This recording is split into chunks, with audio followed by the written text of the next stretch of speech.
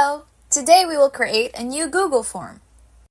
Log into your Google account and then in the upper right corner, click the dots. Scroll down to look for the application and click Forms. This will direct you to the Google Forms website and then click Blank Form. This will prompt you to customize your newly created Google Forms.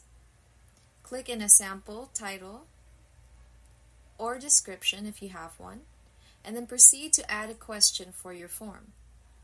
Then type the answers to the question.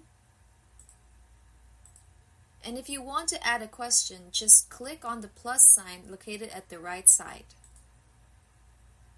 Click on multiple choice. Then you can select here what kind of question you want for your Google form. All of the changes is automatically saved in your drive. So, hope this helps. See you next time.